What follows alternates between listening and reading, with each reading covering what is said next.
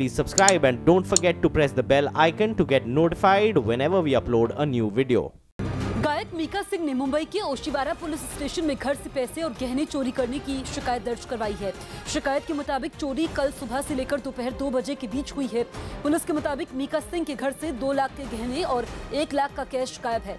घटना के बाद पुलिस ने सीसीटीवी खंगालने के अलावा घर के नौकरों से भी पूछताछ की है।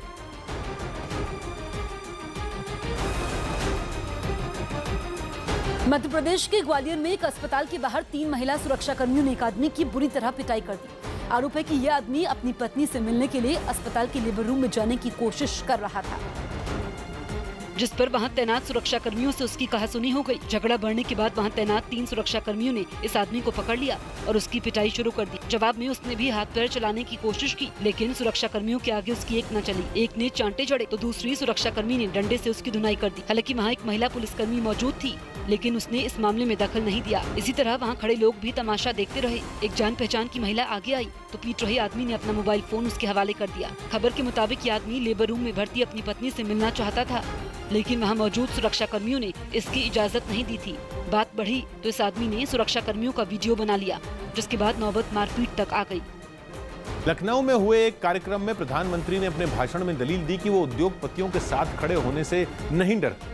साथ ही पीएम ने उद्योगपतियों से अपने रिश्तों का भी बचाव किया, जिसके बाद प्रधानमंत्री के बयान पर सियासी घमासान मच गया। कांग्रेस ने उद्योगपतियों के साथ रिश्तों का मुद्दा उठाते हुए पीएम की मंशा पर सवाल उठाए। इंडस्ट्रियों से मिलो, लेकिन ऐसे लोगों से मिलो जो जेन्युइनली इस देश के डेवलपमेंट में अपना हाथ बटाना चाहते हैं।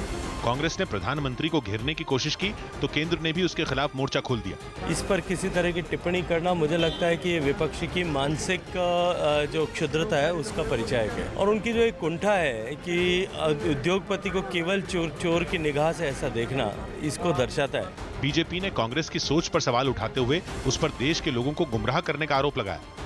साथ ही दावा किया कि केंद्र की एनडीए सरकार उद्योगपतियों को लेकर अपने रुख पर कायम रहे। राज्यसभा सांसद अमर सिंह ने भी प्रधानमंत्री के बयान का समर्थन किया और सवाल उठाने वाले सियासी दलों को निशाने पर लिया। उन्होंने कोई ऐसा विवादित बयान नहीं दिया। अब गौतम अडानी को लोग मोदी जी के खाते में डाल देते हैं। इससे पहले पीएम ने रविवार को अपने भाषण में दावा किया था कि उनकी सरकार किसानों की तरह उद्योगपतियों के साथ भी खड़ी रहेगी। हम वो लोग नहीं है जी जो उद्योगकारों के बगल में खड़े रहने से डरते हैं, वरना कुछ लोगों को आपने देखा होगा, उनकी एक फोटो आप नहीं निकाल सकते किसी उद्योगपति के साथ। विपक्ष पिछले कुछ समय से उद्योगपतियों से प्रधानमंत्री के रिश्तों को मुद्दा बनाने में जुटा था, लेकिन पीएम ने उनके सभी आरोपों का जवाब देकर अपने विरोधियों को ही घेर लिया। उत्तर प्रदेश में ग्रेटर नोएडा के शाहबेरी इलाके में कुछ लोग एक मकान के अंदर से अपना सामान निकालकर एक ट्रैक्टर में रखने लगे। वहां एक इमारत के झुकने की वजह से प्रशासन ने उस इमारत समेत आसपास की कुछ और इमारतों को भी खाली करने का आदेश दिया, जिसके बाद झुकी हुई इमारत के पास बने एक मकान में रहने वाले लोग अपना सामान निकालने लगे। वहीं झुकी हुई इमारत में रहने वाले परिवारों को भी निकालकर प्रशासन ने इमारत को खाली करा दिया। बिल्डिंग टेढ़ी हो गई है, क्योंकि मैं यहाँ पर खड़ा हूँ तो मुझे भी ऐसा लग रहा है, आभास ऐसा हो रहा है कि ये बिल्डिंग पीछे की तरफ झुकी हुई है। तो इसी तरह से यहाँ पर के जितने घर हैं वो सब खाली कर चुके हैं। लगभग 6 परिवार यहाँ पर रहते थे। आसपास रहने वाले लोगों का आरोप है कि उन्हें मकान खाली करने के लिए प्रशासन ने समय तक नहीं दिया। पुलिस वाले आए हैं, उन्होंने सबको घर से बाहर निकाल दिया, मतलब कपड़े लेने तक का भी मौका नहीं दिया। रात को पुलिस आई थोड़ी देर के लिए और बोलो खाली कर दो घर को। खाली कहाँ करें, मेरे हस्बैंड तो आर्मी में है, बच्चे पढ़ रहे हैं, कहाँ जाए। शाहबेरी के गली नंबर 4 में रहने वाले लोगों का आरोप है कि वहां भी कुछ इमारतें गिर सकती, जिसकी शिकायत प्रशासन से की गई, लेकिन आरोप है कि प्रशासन ने उस मामले में कोई कार्रवाई नहीं की। पीएम मोदी ने इमरान खान को पाकिस्तान चुनाव में जीत के लिए बधाई दी। पीएम नरेंद्र मोदी ने पाकिस्तान तहरीक इंसाफ पार्टी के मुखिया इमरान खान से फोन पर बात की और उन्हें पाकिस्तान चुनाव में जीत दर्ज करने के लिए बधाई दी। जम्मू कश्मीर के अनंतनाग में सीआरपीएफ के बंकर को निशाना बनाकर किए गए लश्कर के आतंकी हमले में 3 जवान घायल हो गए, जिन्हें अस्पताल में भर्ती करवाया गया।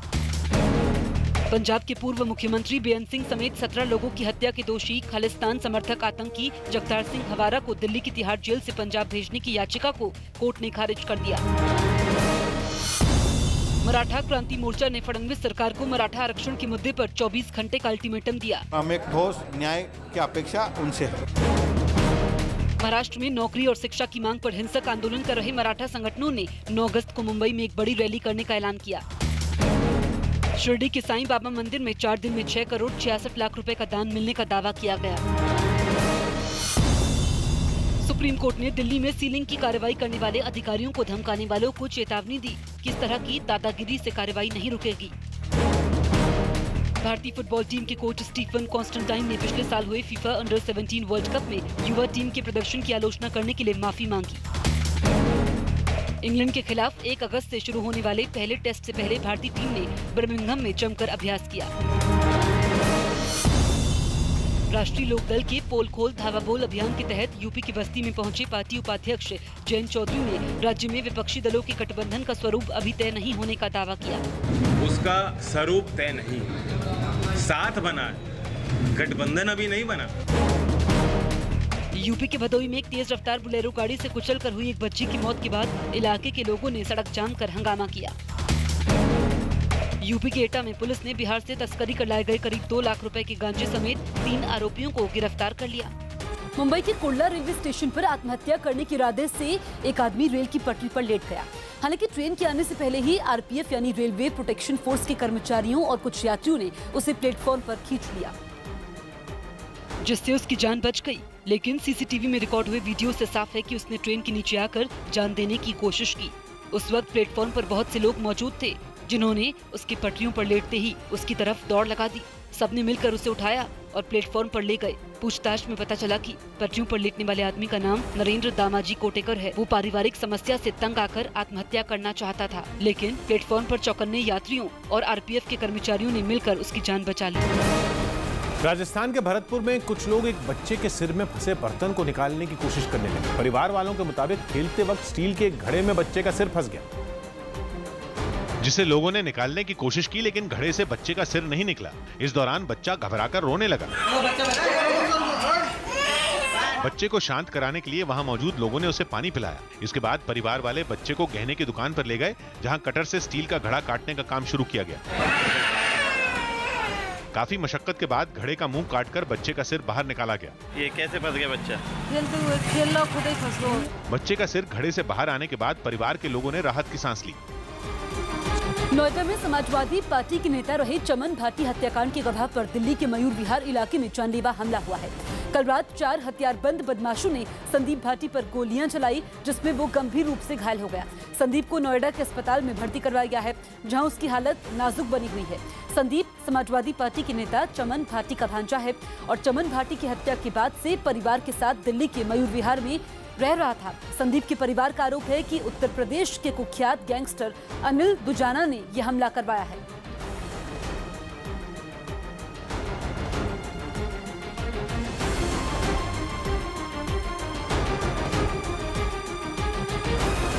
तो ये अपने फ्लैट पे जा रहा था जी, उसमें फेज 3 में जी, तो वही इस पे हमला कर दिया जी। 5-7 राउंड गोली चलाई थी जी, 4 लोग थे 2 मोटरसाइकिल पे।